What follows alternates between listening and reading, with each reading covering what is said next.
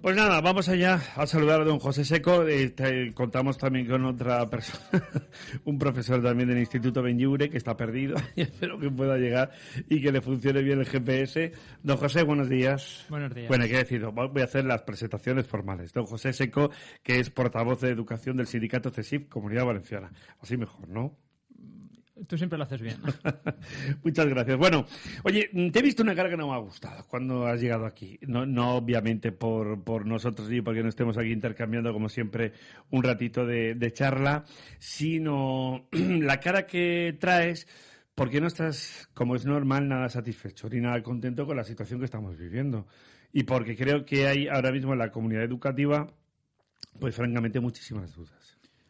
Efectivamente, realmente desde la semana pasada que estuvimos aquí en tu programa, los avances no han sido todo lo importantes que debían de ser. Tú lo comentabas al inicio, las PCR no se van a generalizar para profesores y en algunos casos también para alumnos, porque la consellera de Sanidad ha dicho que no, la Consellería de Educación ha dicho que es un tema de salud y aquí nos vamos a encontrar en que esa falta de liderazgo que denunciábamos la semana pasada por parte del Ministerio se ha materializado. Es decir, ahora cada comunidad autónoma hace lo que cree conveniente y hay comunidades autónomas que sí que van a hacer esas pruebas de modo general y la nuestra ha tomado la decisión, entendemos que equivocada, de no hacerlas. Por lo tanto, esa incertidumbre se ciñe sobre el futuro a partir del día 7 que llegan los alumnos a clase. Es decir, el próximo lunes en la Comunidad Valenciana. En otras comunidades el curso va a empezar el jueves, entre el jueves y el viernes. Sí, las comunidades autónomas tienen la competencia de inicio de curso. Aquí, además, una medida que sí que nos parece adecuada es el escalonamiento de diferentes etapas para que no se produzcan esas aglomeraciones en las puertas de los centros, etcétera, etcétera. Y luego esa falta de liderazgo y de ordenar un poco a nivel nacional las medidas, como sí que se ha hecho, por ejemplo, y curiosamente con la utilización de las mascarillas en los centros educativos durante toda la jornada lectiva. Hoy nos ha sorprendido alguna declaración que parece ser que ha hecho la ministra de Educación diciendo que, pero que habrán descansos en el uso de la misma. Esto también es bueno. Este también es otro punto interesante. Efectivamente, estamos un poco, dando esos bandazos, no teniendo esa decisión que se debe de tener y, desde luego, a nivel de país y de España y a nivel de comunidad autónoma, pues cosas muy mejorables. Por tanto, no puede ser. Y luego sí que estamos satisfechos porque Consellería ha hecho caso de una de nuestras propuestas, como era el hecho de que los planes de contingencia que implementaban los diferentes centros educativos, que han tenido que diseñar los centros educativos en base a ese marco general que proporcionaba la Consellería de Educación, van a ser finalmente, como nosotros pedíamos desde hace 3 meses, revisados, implementados, mejorados y verificados por un personal especial o especialmente formado en sanidad y en riesgos laborales. Se nos anunció la semana pasada por parte de Consellería que se ha hecho un acuerdo, unos contratos con diferentes mutuas que durante el mes de septiembre van a hacer esa intervención y entendemos que le va a dar más seguridad a los equipos directivos y al conjunto de docentes, alumnado y padres y madres de que realmente se hace todo lo que se puede bajo unos criterios meramente sanitarios. Este es un detalle muy, muy importante, es decir... respecto a lo que estás apuntando, yo he empezado el programa, como sabes, con el tema de lo que tú has apuntado también. A ver, ¿por qué no? Es que, claro, esto desde la perspectiva del sentido común, o como les digo en Valencia, del trellat, resulta difícil de entender.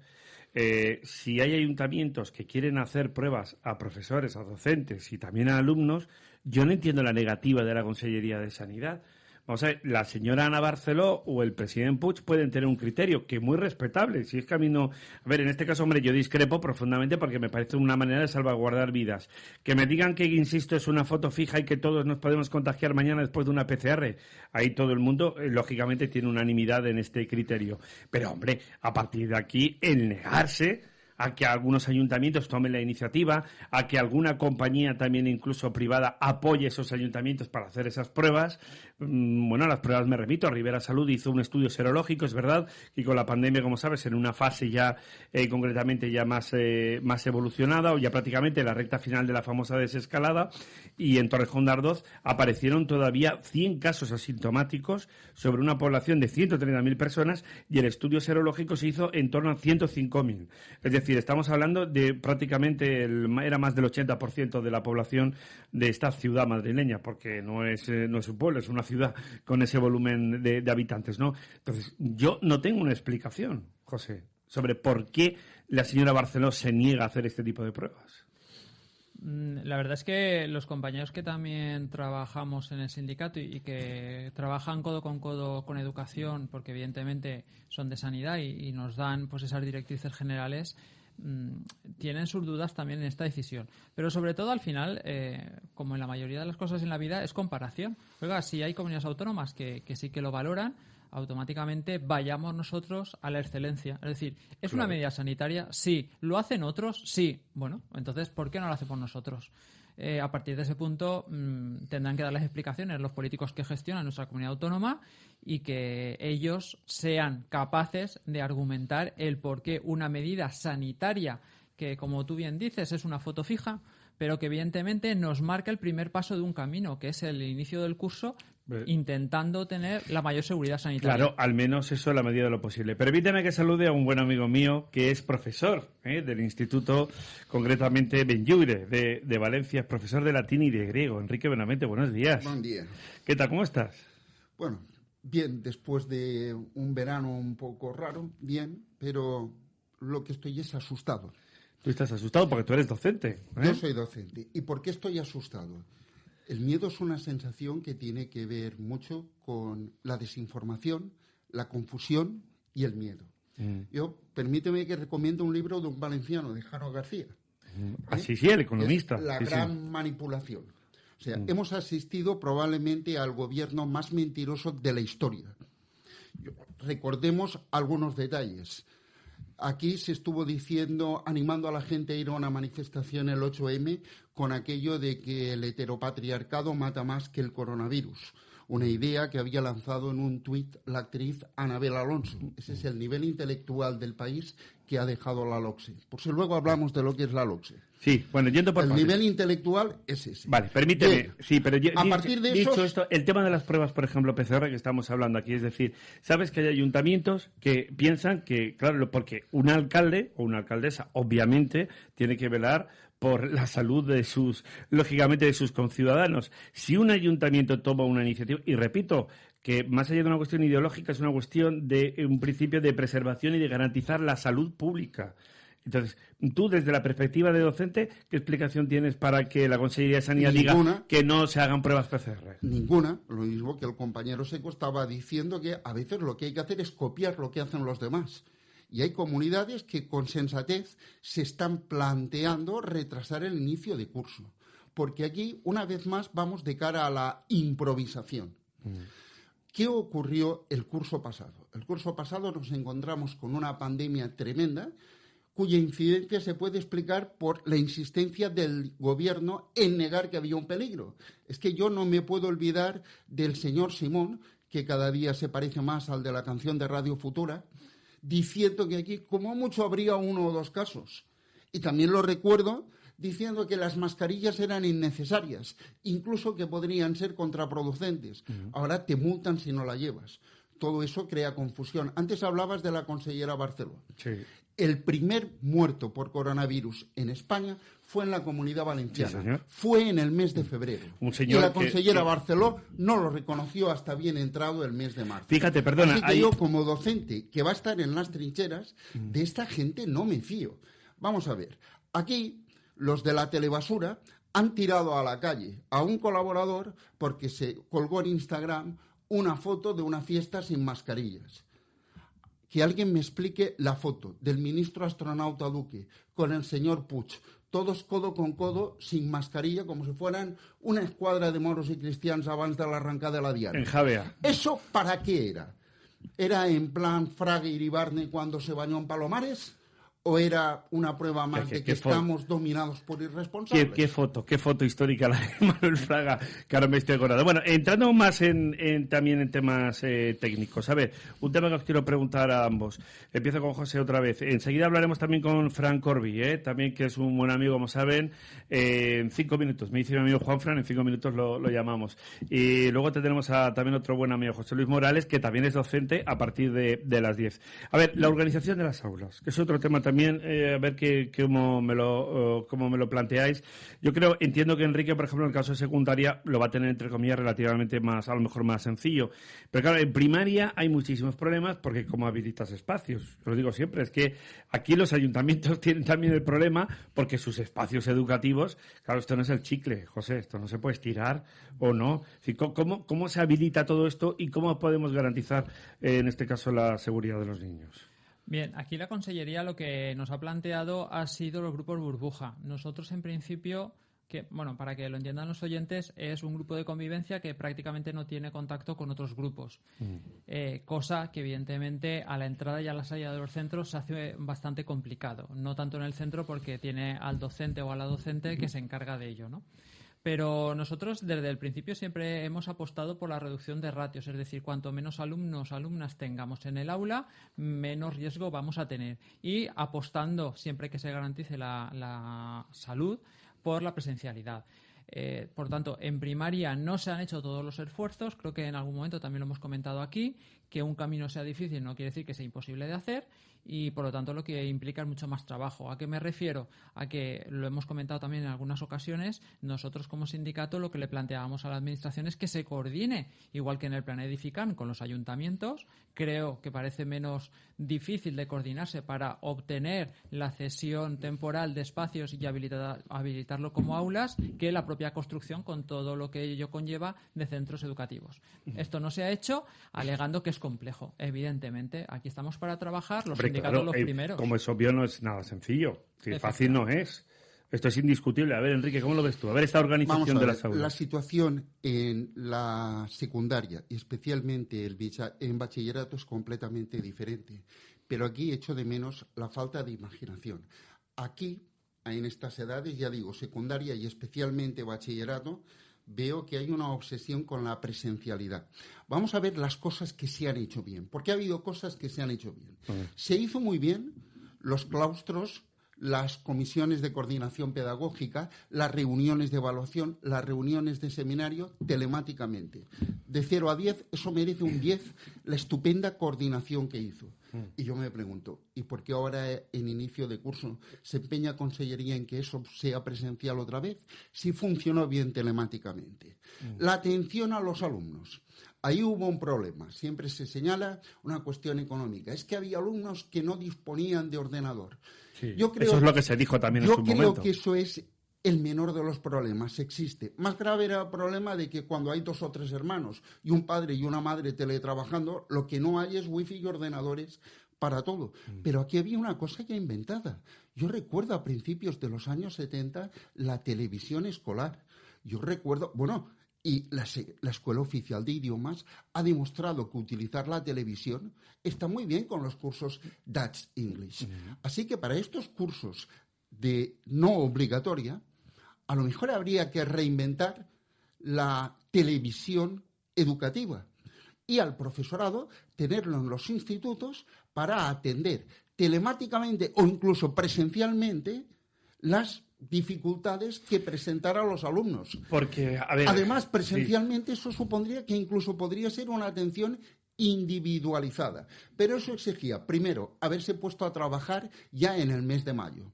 Y segundo, un acuerdo de los profesores de que los temarios son oficiales y todos lo hemos de dar de la misma manera. ¿Pero eso quiere decir que no se están dando de la misma forma?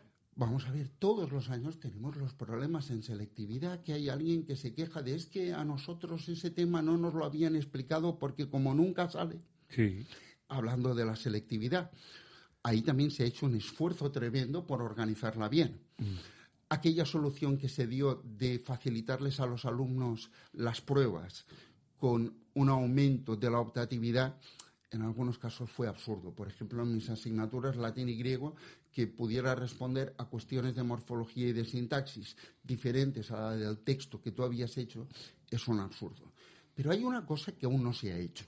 El año pasado nos encontramos que iban a la selectividad unos alumnos que habían hecho medio curso de una forma extraña. Atención, señores. Sí. En la selectividad de 2021 van a haber alumnos que habrán hecho de una forma extraña primero de bachillerato y segundo de bachillerato, porque desengañémonos, este curso no va a ser normal. En las reuniones de correctores de las PAU se mencionó, oiga, que el problema no es este año, el problema va a ser los alumnos que tengan que hacer las pruebas de acceso a la universidad en junio de 2021. Esto es un tema que afecta a la universidad. Creo que hay un señor que se llama Castells, que es ministro de universidades. ¿Ese señor ha abierto la boca? Pues no, prácticamente no ha aparecido. A ver, José, lo que quieras comentar sobre esto, y tenemos también a Fran Corbí al otro lado también del teléfono. A ver, dime. Sí, como comentaba el compañero, el tema de secundaria y bachillerato varía. Nosotros como sindicato, CESIBloque valora siempre como positivo la presencialidad, garantizando la salud. Y por lo tanto, el hecho de que a partir de segundo, tercero o cuarto de la ESO y también bachillerato sean clases en días alternos por diferentes grupos, entendemos que es la salida, entre comillas, fácil a buscar esos espacios habilitados para que se pueda dar, y la contratación, el mayor número de lo que ha hecho la propia Consellería de Docentes. Por lo tanto, muy mejorable. Y que, como también apuntaba el compañero, lo importante sería, y vuelvo al liderazgo del Ministerio y también de las comunidades autónomas, empezando por la Comunidad Valenciana, el hecho de hagamos un marco legal, una seguridad jurídica para todos los casos, incluyendo también, evidentemente, esa prueba de acceso a la universidad, de cuál es el temario mínimo que tenemos que dar. Y yo aquí sí que me gustaría hacer un hincapié. El Ministerio, y también ha salido la LOCSE, el 11, marca unos mínimos en ese currículum. Sí. Y, por lo tanto, tiene toda la vigencia para, coordinándose en esa famosa gobernanza, marcar esos mínimos. Pero luego tienes que aplicar la cogobernanza. Perdona que os interrumpa. Es que los reinos de taifas en educación es uno de los gravísimos problemas que tenemos. Pues ya no hablemos en el ámbito sanitario. Enrique, permíteme que salude a Fran Corbí. ¿Qué tal? Buenos días. ¿Qué tal? Buenos días a todos. ¿Qué tal, José Luis? ¿Cómo estás? Aquí estoy rodeado de dos fenómenos de la educación, más tú, nos falta luego el amigo Morales. Vamos, hoy programón. Yo os cojo, os dejo hablando y me marcho del estudio directamente. Oye, Fran, estuviste presente el otro día en la reunión también con José Seco. ¿Y qué conclusiones has sacado tú? Porque en base a lo que están comentando Enrique y José, que desde luego son detalles muy significativos, ¿no? Sobre la organización de las aulas, sobre también la materia impartida, sobre también incluso cómo funciona el tema de la selectividad. No olvidemos que se está realizando, o se va a realizar, mejor dicho, ahora el mes de septiembre, lógicamente de manera extraordinaria, y que da la impresión que van avanzando las semanas y no tenemos una hoja de ruta, o al menos como lo veo yo. Bueno, la verdad es que evidentemente en estas circunstancias, y voy a hacer algo que te va a sorprender, ¿no, José Luis? Sí. Tengo que decir que al menos respecto a la normativa inicial que sacaron en julio, que ya estaba bastante concreta, sin entrar en realmente, pues si estás de acuerdo o no estás de acuerdo, cuanto menos tener una guía normativa de esa normativa a la reunión que tuvimos el otro día, en la que asistió también José Seco, conmigo y con otros representantes de agentes educativos. La única diferencia que he visto, la única novedad que es importante, es la obligatoriedad de llevar mascarilla a partir de 6 años a todas horas, ¿no? Antes se marcaba 1,5 metros de distancia o grupos burbuja, y ahora a partir de 6 años pues han considerado eso. Pero también te tengo que decir que dentro de la discrepancia o no de las decisiones, el gobierno valenciano, al menos en este caso, en esta situación, está siendo mucho mejor, mucho más claro que otros gobiernos. Con el tema de la mascarilla, ¿te refieres? No, respecto a las normativas en general. Te voy a poner un ejemplo. Este fin de semana estuve en Madrid con el presidente de ACADE, valorando pues todas las comunidades autónomas y demás, y realmente en Madrid, por ejemplo, pues se amanecían el jueves pasado diciendo que, por ejemplo, en bachiller tenía que dividirse sí o sí, independientemente del aforo que había, y se tenía que dividir para hacerlo semipresencial, independientemente de las circunstancias de tamaño de aula o de aforo, claro, ¿no? Es lo que te iba a decir. Después, aquí en este caso entiendo que a lo mejor la Comunidad de Madrid puede valorar el hecho de tener un porcentaje mayor o menor de afluencia de las aulas, simplemente por una cuestión de población y, lógicamente, de volumen de alumnados. ¿Puede ser por eso o no? No, puede ser respecto a la pública, pero por ejemplo en la privada pues podemos asistir a que un aula de bachiller de un colegio privado en Madrid puede tener 13 alumnos, 14 alumnos. Forzar una división forzada a una semipresencialidad, dejarlo en 7 por sí, pues la verdad es que sorprendía mucho, ¿no?, a la comunidad educativa privada. Respecto a la reunión del otro día, pues sí, quedaban muchos interrogantes. Yo creo que todos los participantes pues escribimos muchísimas preguntas que se tendrán que ir aclarando. Se sigue solicitando pues por parte de la red pública y concertada pues otras cosas, ¿no? Pues se comentó mucho el tema de la enfermera y demás, pero bueno, al menos tenemos un poquito claro respecto a... Yo estaba asustado, sinceramente, porque yo digo, ostras, ahora que llevamos todo el mes trabajando, va a resultar que ahora nos van a cambiar la normativa y en vez de 20 va a ser 14 y entonces nos destrozan toda la organización. Ya me imagino. A ver, José y Enrique, venga, vamos por partes. Os pido brevedad y así vamos participando todos. Sí, efectivamente, como dice el compañero, se han tomado medidas. La diferencia es que esas medidas podrían ser mucho mejores, que implican evidentemente mucha más inversión en educación, y nosotros lo que siempre planteamos en el sindicato es: vamos a trabajar con la administración, pero evidentemente vamos a exigirle lo mejor, y vamos a exigirle lo mejor para el sistema educativo, en este caso público, porque evidentemente, como hemos comentado aquí en tus micrófonos, lo que estamos haciendo en educación es preparar que este país, que esta comunidad autónoma, tenga futuro de aquí a pasado mañana, y nosotros estamos forjando a esas personas que van a tener que sacar para adelante el famoso PIB, que muchas veces parece que hablan de algo económico, pero lo preparamos en las escuelas, lo preparamos en los institutos y en las universidades. Muy bien, me encanta ese apunte económico. Eso está muy bien, lo digo porque no sé por qué en muchas ocasiones, desde la perspectiva educativa, y lo digo particularmente desde nuestros, en este caso, responsables políticos, pero no solo ahora, con anterioridad, en otros periodos también de otras legislaturas, no sé por qué se les olvida esa transición absolutamente fundamental respecto al ámbito de la economía, porque se supone que preparamos a nuestros chavales para que el día de mañana puedan desarrollar precisamente una actividad laboral. Otra cosa es que seamos, ya que además mi buen amigo Enrique es un gran valencianista, que forjemos el talento y que luego se nos vaya, pero esto es otros menesteres. Respecto a lo que ha comentado Fran, ¿qué quieres aportar, Enrique? Yo insisto en que durante el curso pasado, por parte del profesorado, se hizo un esfuerzo inmenso y muy loable, y que ese esfuerzo no se está aprovechando. Hay un empeño en la presencialidad, sobre todo en los mayores, estoy hablando sobre todo de bachillerato, que yo no encuentro justificado y que tiene que ver con que no se nos dice la verdad, o al menos se nos tiene confundidos sobre el peligro que esto integra. Cuando el señor Simón dice que no estamos ante una segunda oleada, y yo recuerdo todo lo que ha ocurrido, cuando yo recuerdo que el señor Salvador Illa se inventó lo de la desescalada con una comisión de expertos y luego resultó que esa comisión no había de expertos no existía, me aterrorizo. Y me gustaría leer aquí una cita que dice: lo importante es mantener a la población en estado de continuo miedo, por lo que las noticias se contradicen de un día para otro. Cambian los aliados y rivales de esta supuesta guerra. Nunca se clarifica nada. Así se mantiene un estado de emergencia nacional interminable que justifica cualquier abuso de las autoridades. Esto es de 1984 de George Orwell.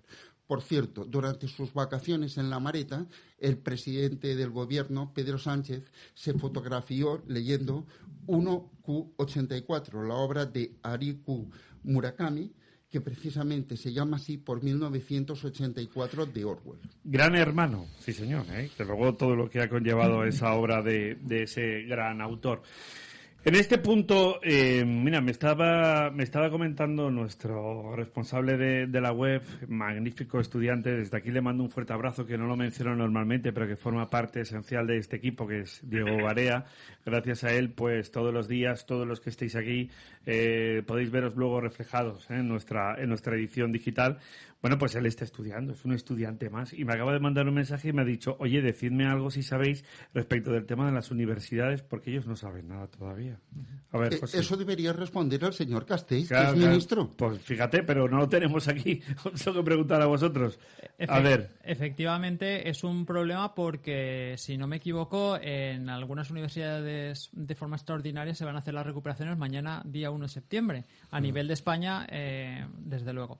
Bien, aquí lo que detectamos desde el sindicato CESIF es también una relajación. Se ha dejado trabajar a las universidades dentro de su ámbito competencial, como es normal, pero no ha estado ese apoyo por parte del Ministerio de Universidades, que es fundamental. Fundamental desde el punto de vista estratégico, desde el punto de vista económico y desde el punto de vista de garantizar que realmente los estudiantes, los docentes y el conjunto de universidades de España sigan en ese nivel tan alto que tenemos frente a las comparativas internacionales. Y estamos en riesgo de que esa improvisación o dejar para el último momento esa coordinación que creo recordar tienen hoy la reunión puede que nos lleve a tomar las medidas de forma más rápida. Me consta por los compañeros y las compañeras que están en universidades que ellos no se han relajado, que se han tomado medidas, pero echamos de menos, igual que en educación, que el Ministerio de Universidades realmente haya sido ese catalizador. A mí lo que me parece sorprendente, y ahora se lo voy a preguntar a Fran, aunque no, en principio no es tanto su competencia, pero bueno, lo que me parece increíble es que estemos a 31 de agosto y que haya un estudiante universitario que esté preguntando que qué es de nosotros. Un segundo, Enrique, perdona. Fran, ¿cómo lo ves tú esto? Bueno, la verdad es que es sorprendente, y mucho más sorprendente cuando justamente fue lo contrario. Los primeros del sector educativo que reaccionaron rápidamente para anular y dar por finalizado el curso escolar el año pasado con la situación del confinamiento fue la red universitaria pública. Es decir, sí que reaccionaron rápidamente para cancelar un servicio, para además evidentemente con toda la sorpresa también de que no dieron un servicio online, porque curiosamente cualquier colegio pues de primaria, secundaria, bachiller, incluso algunas escuelas infantiles se estaban impartiendo en online. Sí, eso lo estaba comentando antes Enrique, claro. A todo el colectivo, y resulta que las universidades que se suponen que son las mejor dotadas, las mejor preparadas, las que van a definir el futuro laboral de este país, son las primeras que decidieron no realizarlo, ¿no? Y en cambio ahora hay una duda que invade a todos los estudiantes universitarios. A mí me parece realmente mal. Me parece que el reflejo de un país próspero es una universidad innovadora, y creo que en Europa se están dando un cambio universitario a nivel de toda Europa, y nos están pasando todos por encima, incluido Portugal, por cierto. Sí. Por justamente estas actitudes, por lo cual me parece muy mal. A ver, Enrique. Es que a mí me gustaría comentar una cosa. Es importante de las situaciones críticas extraer cosas positivas. Claro. Yo en lo personal, a mí la pandemia me ha servido para dejar de fumar. Bueno, pues mira, ya hemos adelantado algo. En el tema de la educación se ha recuperado algo que para mí fue una barbaridad que se perdiera. Y estoy pensando de nuevo en bachillerato y en la universidad, que son los exámenes de septiembre. Sí. Decían que eso no existía en Europa. Miren, a mí me parecía muy sensato que un alumno fuera de bachillerato o fuera de universidad no pueda con todas las asignaturas, se deje alguna, y los 2 meses de verano, julio y agosto, le vienen muy bien para aprovechar y sacar esa asignatura. Sí. Y además no impiden que descanse, porque no es lo mismo llevar todas las asignaturas de un curso que llevar una o 2. En cambio, y lo digo como profesional, si yo el día 30 de mayo digo que José Luis Pichardo no sabe latín, y el día 15 de junio digo que ya sabe, una de dos: o me equivoqué el 30 de mayo, o el vecino de la playa que te ha enseñado latín esos 15 días debería ocupar mi puesto de trabajo y a mí enviarme a la calle. Estaría encantado de aprender latín en 15 días, pero sería con un modelo Ese es el sistema acelerado. que hemos implantado. Ya, y es una barbaridad. Lo de septiembre en bachillerato y en las universidades era una cosa muy lógica. ¿A qué responde esto? Yo creo que responde a que hemos creado una sociedad tan consumista y tan materialista, donde los niños y los ancianos incluso, y cuando digo niños, me refiero hasta los 18 años, que están en casa, son un peso muerto. Y entonces convertimos los centros educativos en centros diarios como los que hay para los ancianos, que no molesten en casa y estén ahí. Así que lo mejor es que empiece el curso el 1 de septiembre. Recuerdo, creo que fueron 6 años, entonces la consellera era del PP, esta que fue alcaldesa de Torrent, recuerdo su nombre. María José Catalá, la actual portavoz del Partido Popular. Empezamos el 3 de septiembre y hubo lipotimias en todos los centros, porque hacía un calor brutal. Permíteme, sobre esto, que quiero hacer 2 preguntas, que a Fran lo dejo ya justo cuando rocemos las 10. Y a ver, respecto a este punto, en el ámbito ahora, por ejemplo, universitario, hay un detalle, yo creo que también es importante, lo acaba de comentar Enrique, ¿no? Es decir, esto puede generar muchísima confusión, el hecho de que tengamos esta selectividad en septiembre, es como enlaza una temporada con otra temporada, altera mucho la dinámica, el arranque, el funcionamiento del nuevo curso, confunde mucho también al alumnado desde la perspectiva universitaria. A ver, José. Yo creo que al final es una fórmula, la de septiembre, los exámenes de septiembre, que nuestro sindicato siempre defendió por el hecho de tener un tiempo para el esfuerzo cuando no se ha llegado por circunstancias. Y la pandemia en este caso viene ajustado totalmente a ese perfil. Dicho esto, evidentemente es novedoso para algunos alumnos que no han vivido esos exámenes de septiembre como se realizaban anteriormente, pero yo estoy con el compañero en el sentido de que toda crisis debe de ser para aprender algo positivo. Y yo creo que cuando alguien estudia en la universidad, el resumen que muchas veces yo le cuento a mis alumnos es, oiga, la universidad, independientemente de lo que usted estudie, le sirve para adaptarse a los cambios. Ya, a ver, Fran.